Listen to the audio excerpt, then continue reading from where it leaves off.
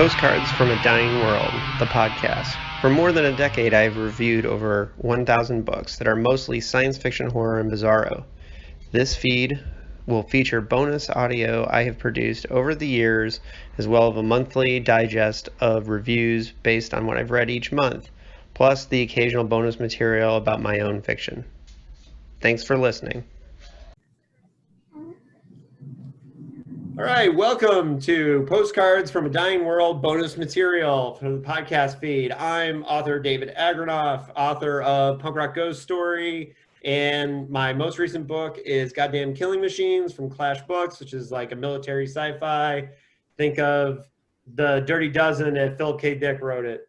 Anyways, that's me. Joining me today is Daniel Vlasty and Kirk Jones. Let's start with Daniel. Tell them who you are, what you do, and then we'll go to Kirk.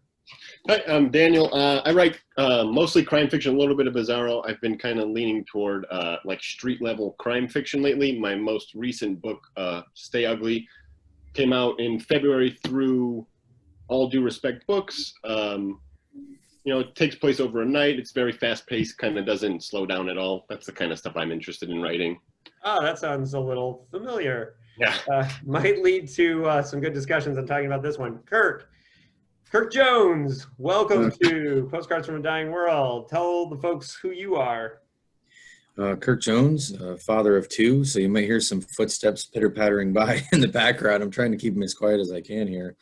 I've written a couple of books over the last 10 years or so, the most recent of which was Fuck Happiness through Atlato Press and Ether Christ through Apex, and that's about all I've got.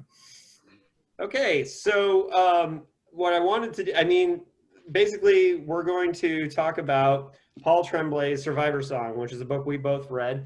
It's a recent release from William Morrow. It's another big deal coming from Paul Tremblay, who's becoming one of the biggest voices in horror today. And so I wanted to kind of go around and talk about our relationship with horror, what kind of horror we like, and what Paul Tremblay we have read or not read before. Daniel, this is your first time reading Paul Tremblay, correct?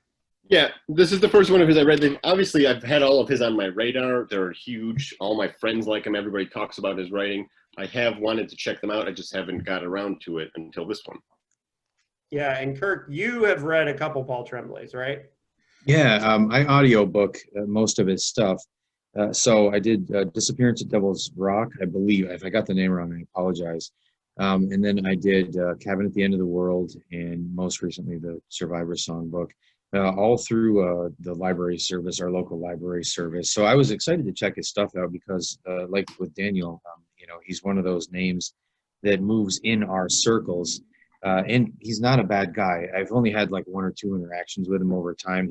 I talked to him a while ago. It's probably a year now about trying to acquire an agent, and I've enjoyed all the work so far. I really like Disappearance at Devil's Rock. It was just really different in terms of, you know, what I expected. I thought it was going to be like a really hardcore horror novel, and it was more of a kind of a mystery book that the pacing was interesting, but we'll talk about that a little bit later. I find his pacing to be very interesting in all of his books that I've read so far. So yeah, I've had the chance to hang out with Paul twice, once at World Horror and then once at the Cabin at the End of the World signing here at Mysterious Galaxies in San Diego. Paul's super cool dude. And so that's always nice too, that when you read an author who you like, that they turn out to be a really cool person as well.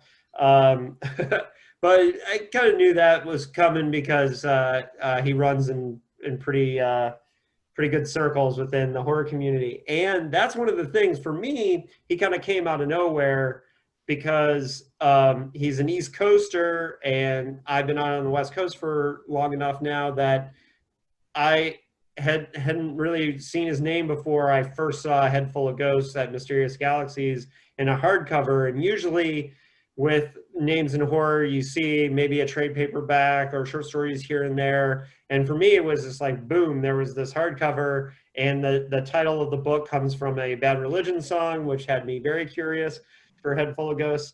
And so that was the first one that I read. I read Headful of Ghosts. I have not read Disappearance of Devil's Rock, but I read his split novella with Brian Evanson, and then I read Cabin at the End of the World, which I really, really liked. Headful of Ghosts I liked as well, but not as much as Cabin at the End of the World. And yes, that's the one. I haven't read it yet, but I got it. Yeah.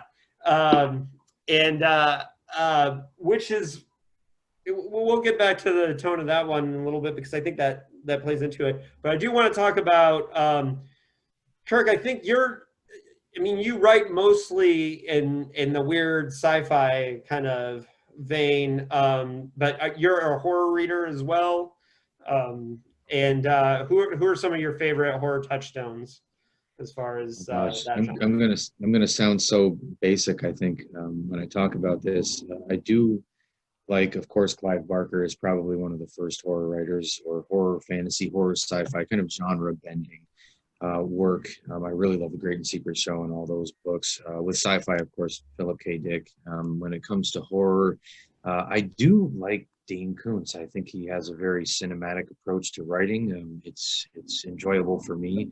And I like the range that he has as well. And I know these are mostly mainstream writers. In terms of writers that more run in our circles, definitely Anderson Pruney, of course, with his horror work. I like his bizarre type material a little bit better, but he's good. C.V. Hunt, I enjoy some of her more recent work.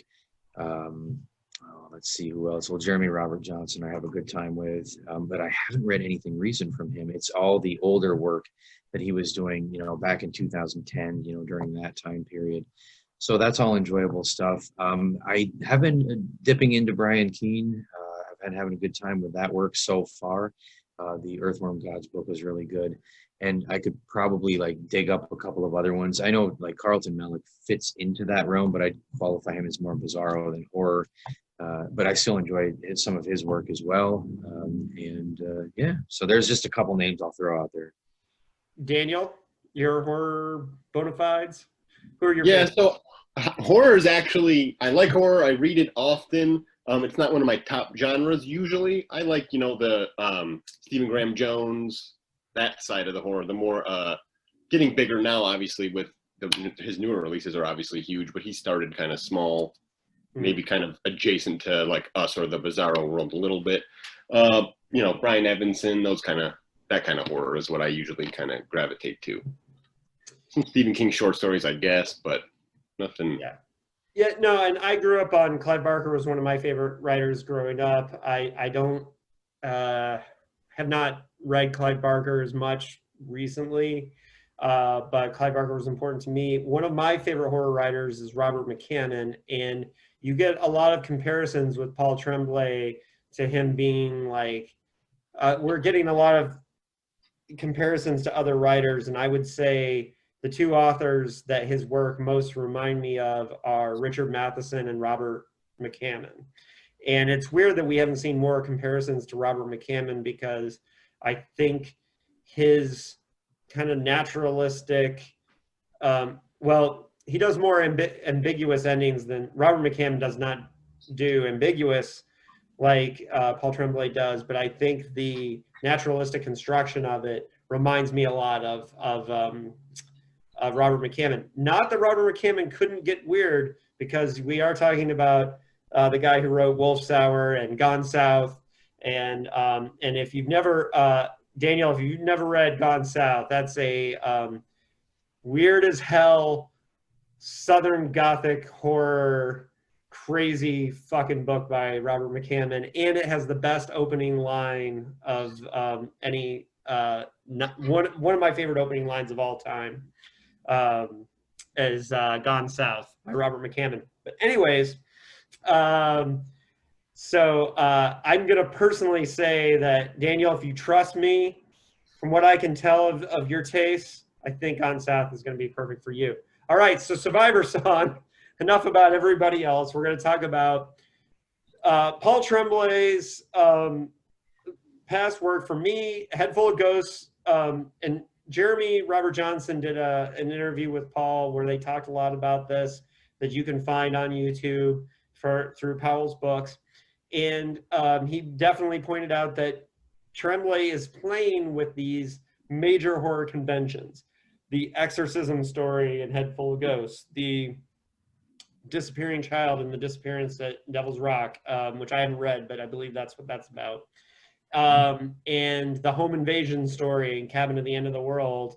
And this one is a zombie story, even though it's not exactly zombies, but you know, some of the kind of more awkward parts of the book are people trying to deal with whether it's not a zombie, whether it is zombies or not zombies. And that's not Paul's fault. That's just, it's an awkward part of the story. But what I think is great about Survivor Song, in my personal opinion, and why this really works, is that there's two ways you can go about it. You can do a global approach, or you can do a personal approach. And and the way I describe this in my review is that you have just to look at War of the Worlds. You took your 50s War of the Worlds, has generals, it has a global reaction, it has all the whole world relating to this alien invasion. And then in the Tom Cruise one, you have just his family's point of view and no one else, and everything is from their narrow type perspective. So Survivor Song is in the back side of this. I guess starting with Daniel, first off, what was your first thoughts on reading Survivor Song when you closed the book? How did you feel about it overall? So I liked it. Obviously, I really liked it a lot, but I liked the kind of what you were going on. I liked the personal aspect of the story. I like that you get kind of tastes of like the global, or not the global because it's not a global illness. It's like regional, I guess, at that point. But you get taste of you get taste of what's going on out there, but it's really like hyper focused on these two characters basically. Mm-hmm. But I really enjoyed it. I like the I actually like the banter about with Lewis and Josh are they zombies, are they not zombies? I thought that kind of played fun with the situation, I guess. I kind of like that. And I'm not saying that it was bad. I'm just saying it's awkward. Yeah, it's awkward. It's awkward for the characters. Yeah. I enjoyed it a lot, though. Well, like I said, I just reread the book last night and this morning, so it's pretty fresh in my head. But I really enjoyed like their whole like Lewis and Josh. I did not like them the first time, but I really liked them the second time as characters. Mm-hmm. And Kirk, overall, what was your first thoughts when you finished this? Did you listen to this on audiobook, you said? I did, yeah. Yep, definitely. It can't go wrong when it's free, right? Right. But so I'm always thinking about these books comparatively. So I had to go back and think about it in relation to the other two books that I'd read. And the one thing I like is that so there are horror books that are written where the immediate threat is happening in real time, and we're dealing with like, you know, maybe a zombie setup, or we're dealing with whatever genre we're in. There's hauntings, there's zombies, whatever. But in a lot of Tremblay's books, we're kind of dealing instead with like people that are isolated from the immediate threat, but the threat is always kind of looming on the horizon. And every now and then we'll see the threat emerge. But most of the time it's contending with all of the questions that surround this looming threat, or this threat that's kind of in the distance, which I think is really nice. It feels different to me. And I think it does take some getting used to for me, who's used to really fast paced, like I don't even dare I say like breakneck speed novellas that are like 120, 150 pages long. But this is material, I think, that is more conducive to a mainstream reader. So it was really enlightening for me, you know. I have more, but I'm going to shut up because I don't want to like just try to, you know, take too much time. But that's my one initial thought. Yeah, I just wanted to give initial thoughts. So let's talk about the construction of the novel and the plot as it is. So Survivor Song is the story of a rabies pandemic. And one of the interesting things about the book, and it shows when you got the actual, and I just want to talk about the layout of the book. So Kirk, you did this on audio, so you didn't get to see it. But the layout of the book is incredible. Like, it looks amazing. It has like kind of like landscapes mixed in, and then the first couple pages where the interludes and the preludes have a different font, and have a really cool design. And so I think in some ways it gives the book a real like kind of grand feeling, which is interesting because when I heard that he was doing a pandemic book, your mind immediately goes to books like Chuck Wendig's The Wanderers or The Stand or stuff like Swan Song. And I expected a doorstop. I expected 800 pages. I expected multiple characters. And what we got was something that was very different, this tight focus. And the entire novel is centered on two characters, Natalie and Ramallah, or is it Remote? Everybody knows me in pronunciations. I always screw it up when I'm recording. But Rams and Natalie, Nats and Rams. And Natalie and Rams have been friends since college, but Rams has grown up to become a doctor, and that's very important to the story. And when you look at the acknowledgments at the end of the book, you can see that Paul says that it all started with asking his sister, who's a nurse, you know, hey, could somebody who's turning into a zombie give birth to a baby? And you can tell from that acknowledgement that was the kernel of the idea, and that the whole novel is probably constructed from that idea. And in that sense, Survivor Song is smartly not a global story. It doesn't have to talk about everything else. It just has to focus on that relationship. And that relationship between the two friends becomes the spine of the story. Because if they didn't have that kind of tight friendship, there wouldn't be that driving force to make sure that Natalie's child is born. And that creates the through line and the tension of the whole thing. It drives the whole story. Natalie is bitten in the first chapter. We know she's infected. We know there's a limited amount of time. She gets a vaccine that slows it down. But the very interesting setup of it is that we know that this virus travels up your body towards your brain. So you have a ticking clock that she's 8.5 months pregnant. She wasn't going to give birth anyways at this point. She was just very, very pregnant. But now we've got to get her in a situation where she can give birth. Otherwise, the child's not going to live. And there's a lot of great tension between Ramallah and Natalie, in the sense that her friend, who's a doctor, knows she's not going to make it, right? But she can't tell her that she's not going to make it because she needs her to keep fighting and trying. And this is a great setup. It's a great concept, very tight.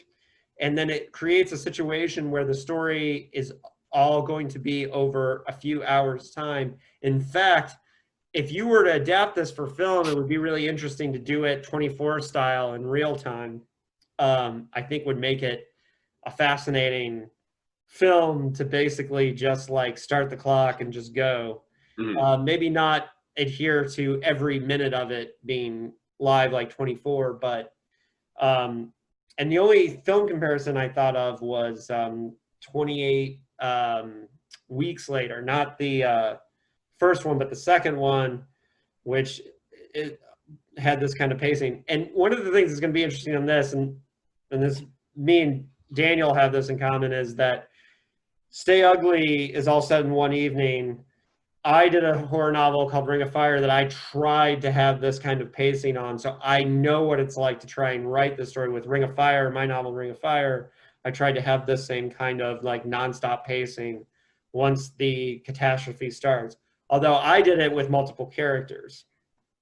So I think it was, the concept is a little tighter here. Anyways, how do you guys feel about the execution of the pacing of this?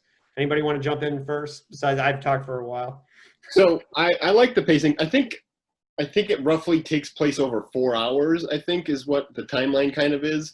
I thought there were some parts that kind of slowed down a little too much. That kind of pulled me out slightly. The second time I read through it, I kind of skimmed through those parts that were like hyper focused on like details of every single thing around and stuff. But the actual pacing once they were walking and on the road and stuff, I really liked all that. I thought the tension was high. Again, like I was telling David, the second time I read it, I had like crazy anxiety the whole time I was going through it. I mean, I knew what was going to happen, obviously, but something about it, I was super anxious while I was reading it. I have to say I agree. So I'm audiobooking this, and I look at the time, and I think it was something around like 13 or 14 hours in total. And I'm 5 hours into the book, and it was somewhere around 5 hours, I think. And she was just driving to her friend's house at that point after being bitten. I'm like, wait a damn minute. Like, I've been listening to this book for 5 hours, and I think maybe 1 hour of time has passed. But I did not, like, it never occurred to me as I was listening to it that, like, the pacing was slow or anything of that nature. It just kind of shocked me when I saw the amount of time that had transpired on the app that I had in front of me. So, and I agree that it's when they get on the road and they start moving is when it really starts to become almost completely unnoticeable how much or how little time is going by. So I think there's 5 to 7 hours remaining in the audiobook at that point, and only maybe 3 hours of time goes by in the actual book, but it works really well. And of course, we have those diary entries, those audio diary entries that contribute to that kind of slowing the pacing down a little bit without making it, too dry or anything like that. So it was an interesting approach, and yeah, it was wicked. Well, it's going to be interesting when we talk about the very ending of the book, like, because I'm interested to know how they did that in audiobook, because the way it was written was very, very interesting. If I am muting a lot here, guys, I have dog freaking out because neighbor watering lawn. But yeah, so once they got on the road, things definitely were propelled better. I loved the diary entries. Gave a little bit more of the emotional content, and also set up. I thought one thing that Paul did that was really good with that was that he kind of played off the fact that Nats is communicating certain things that she's not telling her friend, and so we know these things that they're thinking through Ramala's point of view. We're getting some of her thoughts, and through Nats, from the different views, we're getting the kind of push-pull of what they're telling each other and what they're not telling each other. And we're also seeing the level to which things are kind of ratcheting up. This also, one of the things that happened recently this week too was that Stephen King tweeted out that, let me pause it for a second. So this week, we had Stephen King tweeted out that he was reading Survivor Song, and he compared it to Richard Matheson, which I think is just. But he also was talking about how he couldn't put it down, the propulsive nature of it, which is the things that we're all seeing. Far be it for me to disagree with the top-selling horror author of the world ever. But I definitely think that propulsive nature is part of it, but I also think that the things that were done subtly in the book create so much of the atmosphere. And I'm thinking of specifically some things that are not huge parts of it, but because it's a rabies virus, the fact that there's the scenes with the kind of killer coyotes that are running around, they don't actually engage with the coyotes, but they're there and they add such great tension. And I think that was something that was really cool that he did in there. How did you guys feel about those little elements? What kind of little elements did you like of Survivor Song? I liked the coyote stuff. I liked all the animals. I liked obviously I liked all the stuff with the militia and the animal control guys. I liked all that stuff. And again, Rams and Nats they're part of it, kind of, they're adjacent to it, but they don't really interact that much with all that stuff. It's just kind of part of, in the background, the tension that they're kind of dealing with as they move forward down this road. Basically, that part of the book is a mile. The whole road is a mile they have to walk. So it's a pretty tense mile, basically. Right. Go ahead. No. Oh, okay. I agree with all of that. For me, I think of the book almost set up like a monster movie to a degree. Like I'm thinking of the early Godzilla movies where you're kind of waiting for that moment when the monster is going to finally show up. Of course, Tremblay does a good job of giving us a good image of the monster at its very worst, or some incarnation of the monster at the very beginning to hook us in, draw us in. And then for the rest of the time, we have like that, like I said, that tension that's kind of on the horizon all of the time. And every now and then that tension will sort of peek its head out, like the various animals. And we never know what's going to happen next. It's almost like a jump scare that you're waiting for it to happen, but it doesn't really happen. And of course, that does help build tension. And I think it helps build the momentum of the story. One thing that I do like is that he's always he's challenging expectations. And you mentioned this at the beginning of the podcast, challenging our expectations, because we do expect to see if the monster or whatever it is, this anything that's infected by these rabies rears its ugly head or pops out from the bushes or the shadows, we expect some kind of repercussion to happen, but that's not always necessarily the case. So it's just the fear that something is going to happen, and that question of when the hell is it going to happen? Like, when's the jump scare going to happen? But of course, this is the literary manifestation of sort of a jump scare approach to writing, which worked out really well too. So, well, in the militia aspect of it, he explored that much heavier in Cabin at the End of the World, and so what was kind of cool is that I think he played to the times very well with that militia thing, but didn't overdo it, which was great. But the way that Paul plays with expectations, I think a little bit, I appreciate a little bit more in he's done it in the other two books that I've read too. Headful of Ghosts, he plays with expectations because to this day he has people asking him, was she really possessed or not in Headful of Ghosts, and there is no answer, and he's never going to answer, by the way, so stop asking him. He's made clear that he's not going to answer whether she's really possessed or not, and that is not the point of that book at all. I don't know that having the answer would make it better. So that's an expectation that he subverted in Headful of Ghosts. The expectations that he subverts in Cabin at the End of the World comes in the sense that we don't really, the forces that kind of kick off the events, the home invasion becomes one that by the end of the book, you really question whether the whole time you're like, do I give into this? Do I give into these forces that are pushing this invasion and threatening my family? And you really get like a sense of like, what I really appreciated about Cabin at the End of the World was that he puts you in a position where you feel the desperation that's causing it. And I think that he does that again very well here in Survivor Song, is that towards especially the back half of it, when Nats is dying, okay, this is it. She's losing her shit. She's starting to scream. She's losing control of herself. At that point, you really feel the desperation in each page that's going. You feel Rams like being like terrified, and like, hey, you gotta fucking do this. And you as a reader, you sit there and you're saying to yourself, no, you've got to do the C-section, you've got to do this, you have to make this happen.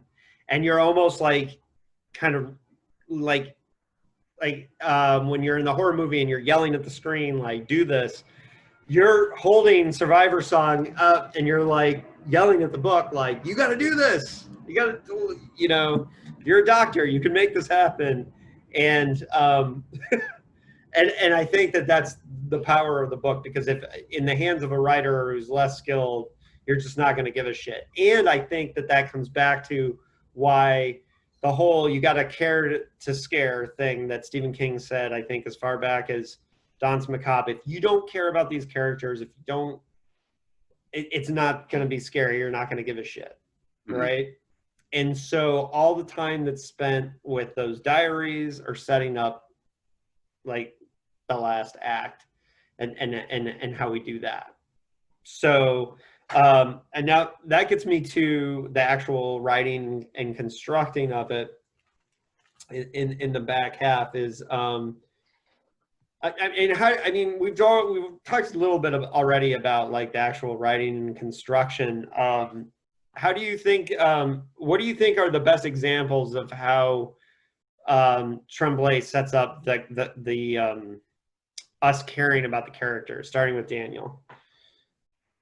Well, I think just the beginning of the book, it's literally just her in her house, basically complaining about being pregnant, but also worrying that her husband hasn't made it home from the grocery store yet. So the beginning, however much of the book, you're just in her head. She's giving you little bits of information about what's kind of going on in the world, but she's really just kind of focusing on like pregnancy pains and really human things in this kind of inhuman situation that she's in. So that's kind of where that's where you kind of connect to her, at least. That's Natalie. And then yeah, with Rams, it's just honestly, I was endeared to her because I just like British accents. I think that's the first thing that got me with her British sensibilities. And then once you get through her stuff with her opening scene, and you kind of see how much she cares about her friend and how far she's willing to go for her. I think that's how they brought me to the characters like that. He did. Yeah, I kept seeing her as the character, the companion in the new season of Doctor Who.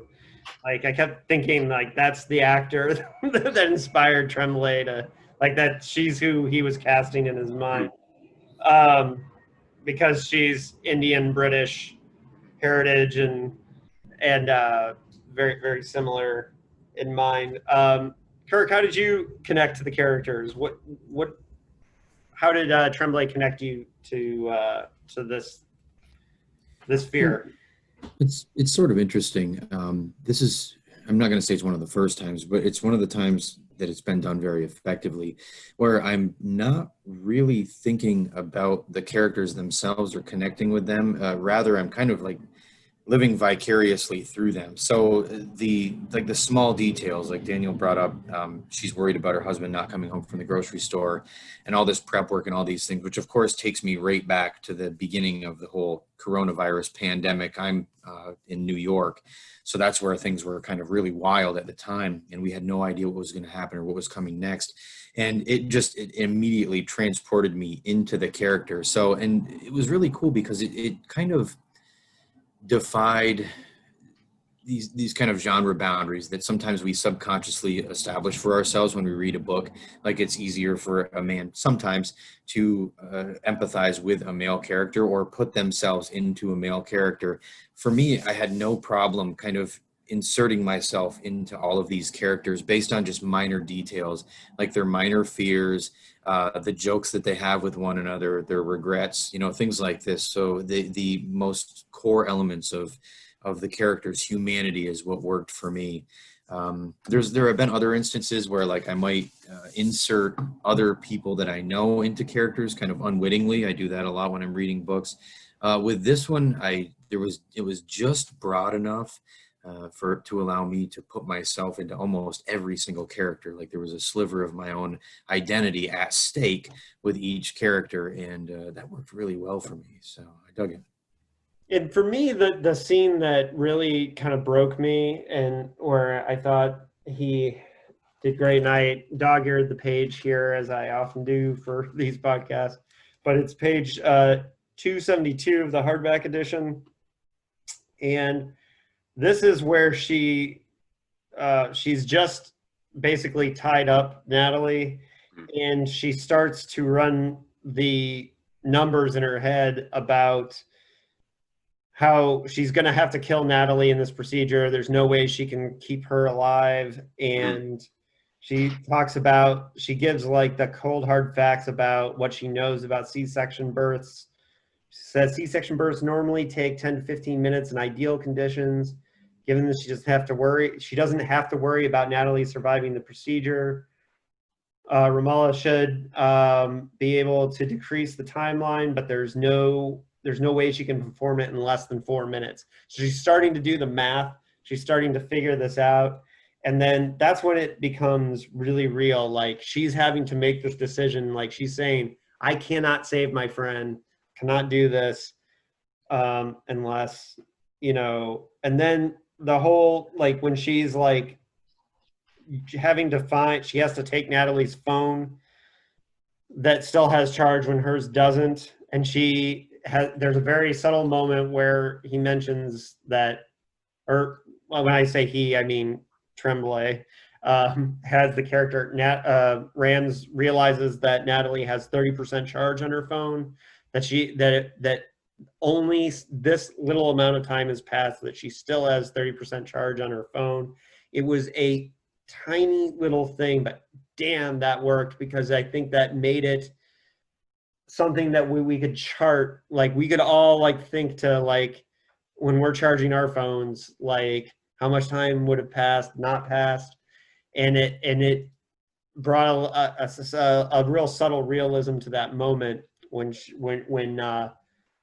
you know, she's making these life and death decisions, when Natalie's in the other room screaming and she's like making the preparations. And then I thought to myself how, you know, well, and that would be a really hard scene to watch in a movie, because you'd have her just like screaming her guts out and you'd have to perform. We just watched the Joseph Gordon-Levitt movie, 7500, which is the hijacking movie. And one of the things that made that movie really hard for my wife to watch, even though it was the fact that for the first 20 minutes, somebody was constantly banging on the door. So there was a nonstop banging on the door, and how, like, you just want to be like, shut up, stop. And how that adds to the tension. And what you would have here is that she has to perform the C-section while her best friend is dying and screaming at the top of her lungs out of rabies rage. And that really got to me, because I really tried to, as I was reading this, like, place myself in that moment. So it's interesting because that really worked well for me. And then as far as, I don't know how the audiobook played this, but Kirk, you can see on the screen, this is how, like, the C-section scene was written. With tiny bits of, let's say, Ramallah climbs back onto the bed. She places one hand on the belly, the other on the hunting knife. Natalie's breathing is nearly imperceptible. And then there's a large space before the next part of the C-section. And I don't know how this was done in the audiobook, but the last couple pages of the reading of it was constructed where what's brilliant about this is that Paul's not over-explaining what's happening. He's making you fill in that shit as a reader, and like, he's basically challenging you to think this out. And this was like super, like, I've never seen anyone do this before, so this is a first time thing. This is really super creative. He's known for having these ambiguous endings. There's nothing ambiguous about the ending of Survivor Song. But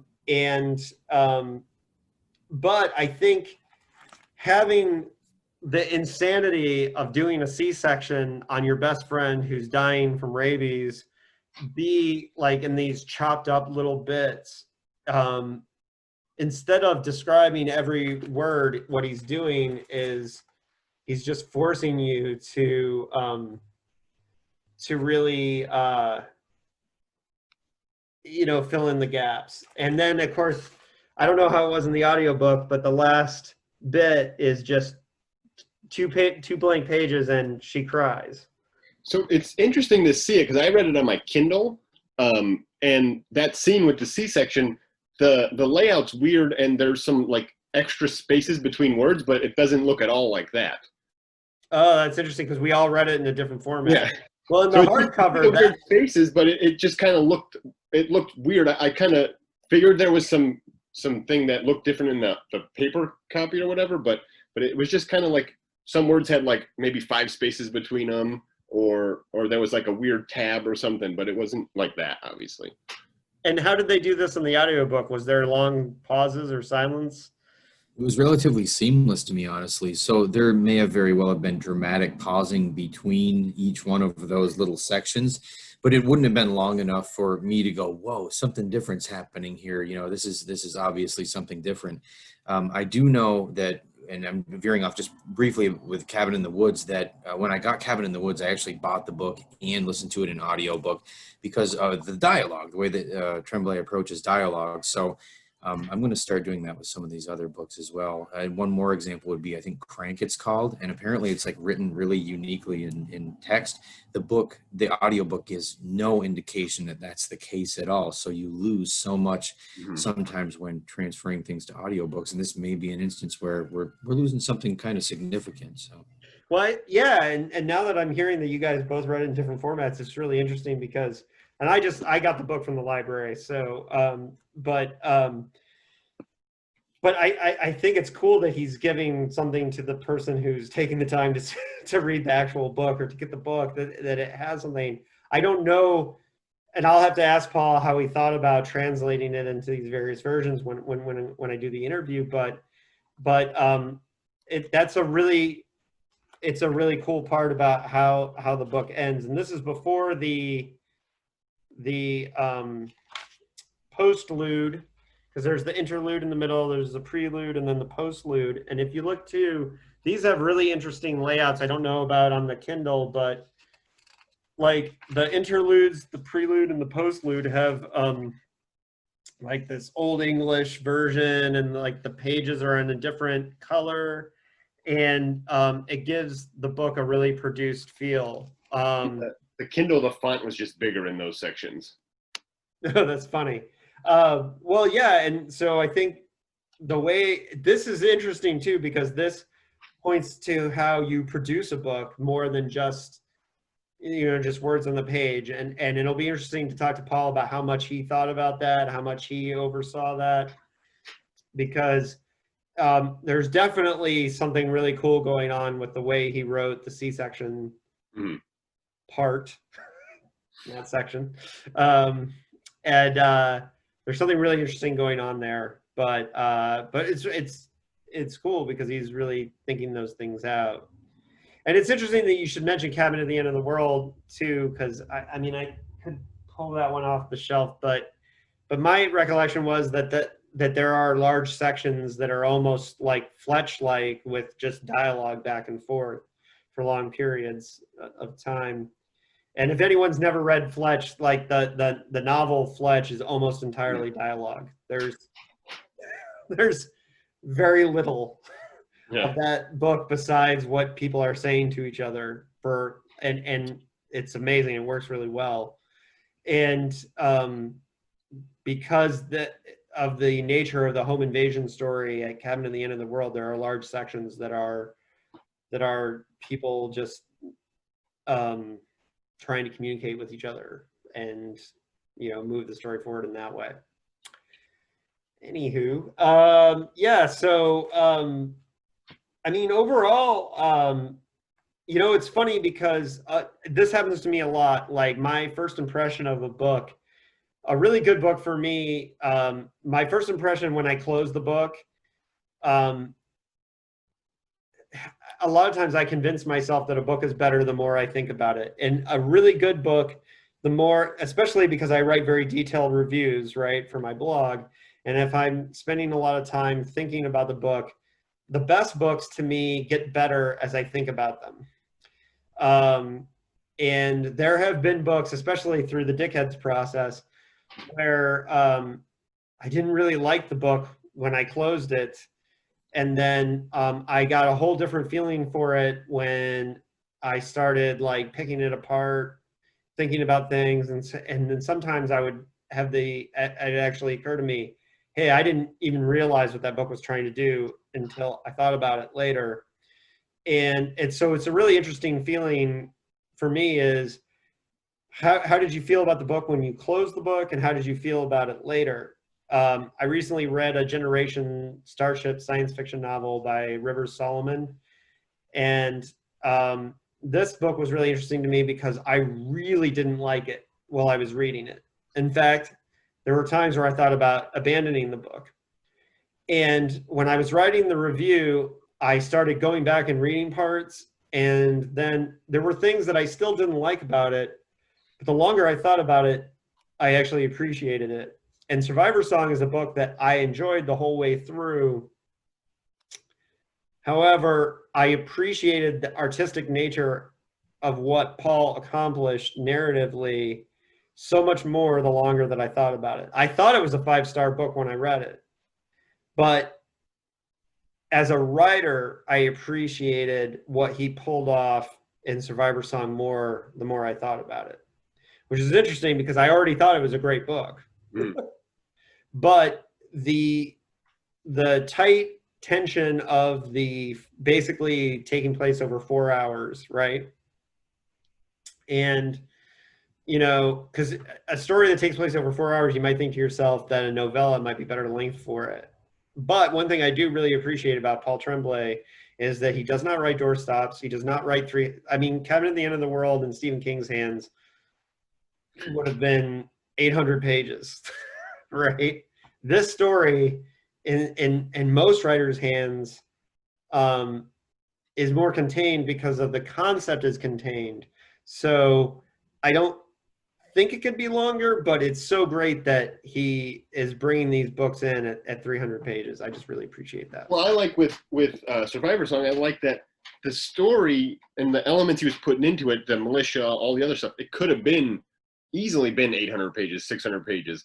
And I like that he kind of gave you little dashes of all that stuff, but you didn't really get bogged down in like the science behind the virus or anything like that, or the militia stuff. Like they were just like a passing kind of fancy in it. Mm-hmm. Yeah, and he does that stuff really subtle in little cool ways, but he doesn't overtake the story, and he stayed focused on, you know, and you know, look, I just say this as somebody who faced this challenge as a writer when I wrote Ring of Fire, right? And it was really important to me because I knew I had multiple characters throughout the city because it's a story about a wildfire and ecological disaster in a city. And I knew I was going to have characters that worked at radio stations and worked at the mayor's office and a homeless person. And I knew I had all these different characters. And I basically challenged myself, like, do this in 300 pages. Like, don't do this over 800 pages. And it was a challenge in the outlining process. And I don't know if Paul is a pantser or an outliner. I'm religiously an outliner. And I think that this story would benefit from an outline, but it's clear that, you know, what's good about this, it's like, you know, Stephen King is famously a pantser. And that's one of why you have endings like It and The Stand and books like Under the Dome, where I don't think he knew where he was going at all. But then some of his masterpieces are Misery and The Dead Zone, which became ideas with endings, right? Like, you cannot write The Dead Zone without knowing the ending. You know the ending as soon as you come up with the idea for it. And that's one of the reasons why The Dead Zone is one of his masterpieces. Pet Sematary, you know what the ending is going to be. You can't get around that. And I think Survivor Song is also a book where it benefited from the fact that we know we're going to end up with Natalie succumbing to the disease and having to either save or not save the child. Whether the child was saved or not, that's what comes in the story and creates the tension. Kirk, how do you feel about this book after sitting on it for a little while, after having read it or listened to it a couple weeks ago, right? It's a very different experience for me than what I'm normally accustomed to reading. So I always, whenever I experience a book like that, I have to think on it for a long time, usually before I make any kind of determination about what I thought about it. But my gut reaction when I closed it was, it's definitely reminiscent enough to his previous works and his stylistic approach that I now have something to familiar to ground myself in when I'm making a judgment about it. I still do typically prefer the faster paced, kind of shorter books, 130 to 220 pages, something that's kind of my sweet spot. And then, of course, I start rationalizing that and going, well, some of these things could be cut. This could have been cut. That could have been cut. But of course, it's not my novel to direct. Later, when I think about it, especially now after having the discussion today, I start to think about how this book works so incredibly well. My wife is a librarian, and she's huge into like New York Times bestsellers. Like she reads those kind of books that are a little bit longer. And when we talk about books with one another, I'm like, this is a horror book for her. This is a horror book that she would really enjoy. And I said this earlier in the podcast that it's a mainstream horror book, and it works incredibly well. It focuses in on the humanity of the characters. The pacing is really impressive. It's definitely reminiscent of more of the kind of material my wife reads, which is great because it exposes, it has the potential to reach a broader audience. But it also can teach readers and writers like myself a thing or two about how this can work, because it grounds it in the genre of horror, which I'm into. So I admire it quite a bit now, and certainly much more than I did when I first closed the book. So. Yeah, and I do think, well, I think it's going to have mainstream success. The fact that Stephen King tweeted about it doesn't hurt. Good endorsement. Well, you can't buy that kind of advertisement. And look, Stephen King hasn't steered me wrong. A lot of times when he tweets out about a book, I admit I pay attention. So when I think of End of the World Running Club was an example of a book that he tweeted because he bought it at an airport, and then like read it all on a flight and tweeted about it when he got at the end of the flight. And then I was like, whoa, like he said, I'd never heard of this author. I just picked this book up at the Toronto airport. And I was like, well, that's cool. And like that book was great. And I was like, after that, I was like, okay, well, if Stephen King's taking the time to tweet about it, he probably really cares, really, and he doesn't do this for everybody. He's done this for Paul Tremblay, for Sarah Pinborough, recently, he doesn't just do the unsolicited tweets about authors unless he really, really firmly believes in them. And he's reading other stuff. He's just, these are the ones that he really cares about. And, he did the same with Cabin at the End of the World, I believe, too. And so I think he really does appreciate Tremblay. And I do think the comparisons to, he's not another Stephen King. He is closer to a Richard Matheson, That being said, Richard Matheson was a little bit more widespread on the genre. I think what the comparisons are with Matheson is his ability to write very tightly plotted and moving stories. Because if you look at, I Am Legend is this classic of vampire, basically zombie, pandemic, like all that, science fiction and horror. It's a very short novel. There's not a ton to it, but there's more in that short novel to freak you out than most novels that are 900 pages, And which everyone should keep in mind too is that Richard Matheson wrote I Am Legend for a UCLA writing class in 1954, and it holds up today, and that's just incredible too, to think about how timeless that book is with just the skills. And he's famously told the story that in this writing class, the teacher made him read the chapter about the dog to the whole class, and all the teacher said was, he pointed at Matheson and said, "That's a writer. He's going to succeed."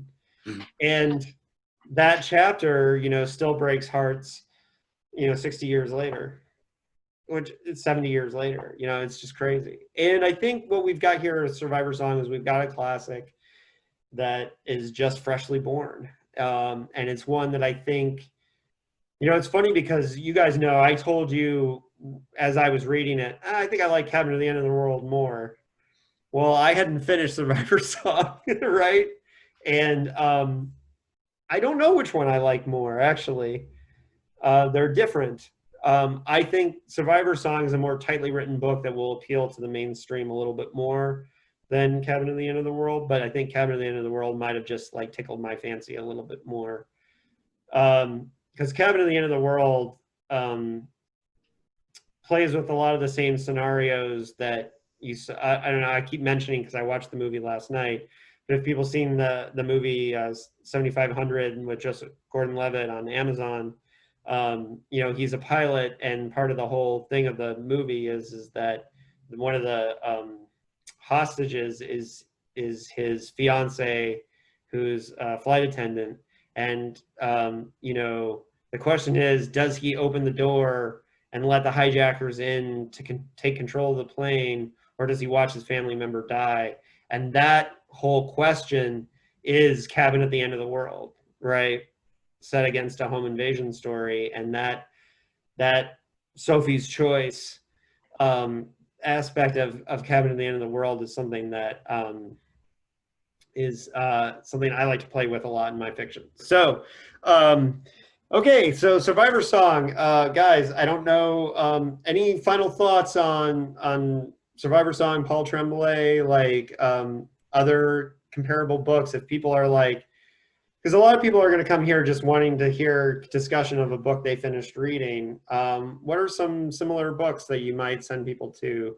If you're a mainstream reader that's looking for more horror like Survivor Song, what do you have in mind? Starting with Kirk. I just got done with the book. I believe it was called The Whisper Man. And that was a pretty good mainstream horror book as well. I think if folks like Tremblay, they would enjoy that book also.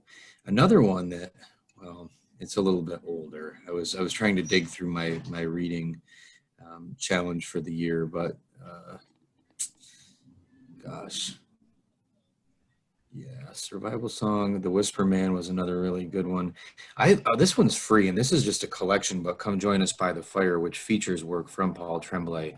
It's an audio book through Tor Publishing. That's got a lot of good stuff on it, and it's got a wide range of, I think, authors and stylistic approaches so that you can get a better sense of the authors that maybe fall within your stylistic preferences when you're reading books. So I enjoyed that quite a bit. Other than that, gosh, I'm not going to name drop any more folks like Kuntz or Stephen King. Gosh damn it, or gosh darn it. Sorry, 10, but no, that's more YA. I'll stop there. That's what I've got. A couple books. I will point out with Kuntz, and I'm not a big fan of Kuntz. I think Kuntz is not. I think he started as a better writer, and I think he got so diluted over the years. But I will say that a very similar book to Survivor Song by Dean Koontz that is one of his better books is Intensity by Dean Koontz. Intensity is one of Koontz's best books, and it has a very similar pacing, shall we say, to Survivor Song. Sure. And another book that I would say is a good comparison to Survivor Song is Robert McCammon's Mine. Mm-hmm. Which is a crime thriller by McCammon that's about a Weather Underground type radical who kidnaps a child and believing that this child is their child.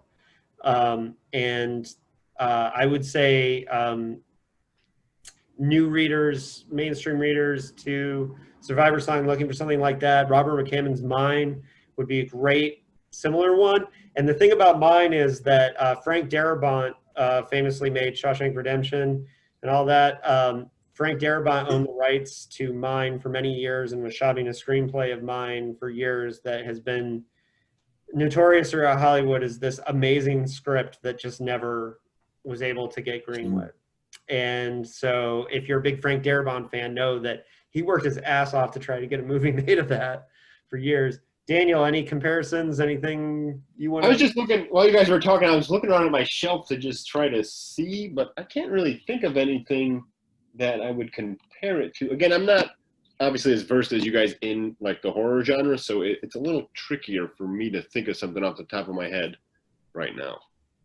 Well, that's okay. I think we got him too. Oh yeah, you have another one, Kurt? Can I throw two more out there for you folks? Sure, yeah, please. The Nest by Gregory Douglas. It was one of the paperbacks from Hell books. I was really pleasantly surprised by that one. Very well done. It's about these insects that are infesting this small, I think, port town, and it was really, really well done.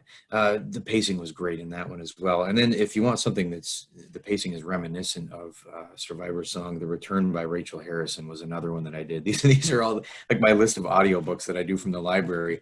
And that one was, I thought, really enjoyable too. And that's all I've got. Yeah, well, I think we've given people some ideas, and of course, you can't go wrong with Richard Matheson. I think there's a reason why King compared Richard Matheson, and for that, I mean, his are a little bit more higher concept genre work, but I think a similar kind of relationship driving. It's going to sound weird to say that a book about the afterlife and don't think about the movie, because the book is much better, which is What Dreams May Come by Richard Matheson. Is, you know, everyone points to I Am Legend, but I think What Dreams May Come is Matheson's like actual masterpiece, and it's much better than the movie's not terrible, but it's not as good as the book. And the chapter in Hell is one of the most harrowing things I've ever read ever. And even if you know what the plot of the movie is, it's not going to hurt you if you read What Dreams May Come. Great stuff. All right, guys, where can people find your work online? Starting with Daniel. All my stuff's available on Amazon. I'm available on all the main social media platforms. I don't have a personal website anymore. It currently sells Japanese space heaters because I let the domain lapse. But Japanese space heaters, huh? DanielVelasquez.com if you need a Japanese space heater, I guess. But all the social media platforms is where you can find me pretty much every day. Okay. Kirk. These days, I think it's always best to buy direct if you possibly can. So the Adelatto website, it's Adelatto and Grindhouse together, have a good number of books, including my own, and Apex, the publisher Apex, who just started their magazine up again. You can get the material direct there. Of course, you can always find it on Amazon as well. And my recommendation would be, you know, if people are horror fans or horror sci-fi fans, Ether Christ. So check it out if you get a chance, folks. I'm on all social media too, and I've got a WordPress page, but you just find it, type in Kirk Jones, space bizarro, and you'll find all my garbage. So Yeah, and I want to remind people too, you don't have to buy all of our works necessarily. What you can do, which was even better, is to request it at your library and actually talk to your librarians about it and tell them like why you think these books would be great there. And part of it could be that, you know, you see these authors supporting the bookosphere. You know, we're not making any money off people reading Survivor Song, right? But we love to discuss books because we like to support the bookosphere, whether it's us or other authors. And so that's one of the things we'll be doing here again. I'm sure I stalk Goodreads looking for people who've read the same books as me to have these kinds of discussions. So if I peep Daniel and Kirk reading books that I've read, you may see them again on postcards. But so yeah, just remember that you can always request these things at the library, and you don't have to buy everything. It means something to us if we can get it in libraries. And if you talk to librarians, the other thing, Kirk can probably confirm this for you, is if librarians find that you're passionate about the work, then they're more likely to put these books on display and to talk about them and say like, oh, there's fans that are really passionate about this work, you should check it out. Because they'll remember, they'll say, next time they see somebody checking out like Philip K. Dick book and say, oh, you like Philip K. Dick, you might really like this author who's new and contemporary. You know, that's how the conversation happens. So any final thoughts, guys, or we'll close it up? I'd just like to say thanks for having me on. It was a good time chatting about the book, and yeah, it'd be great to come on again sometime if we ever read something similar. So I look forward to it. Well, you know, and that's the other thing too, is if I usually post pictures of the books I'm going to read ahead of time, a lot of times, so people can figure out what I'm reading. And some really cool things coming up. I got Silvia Moreno Garcia's Mexican Gothic I'm going to be reading soon, and I know Guillermo del Toro and Chuck Hogan's new book is on my radar, and some other stuff. So keep everybody listening, keep your eyes peeled, and we'll be back again. Thanks for joining us. Thank you. All right.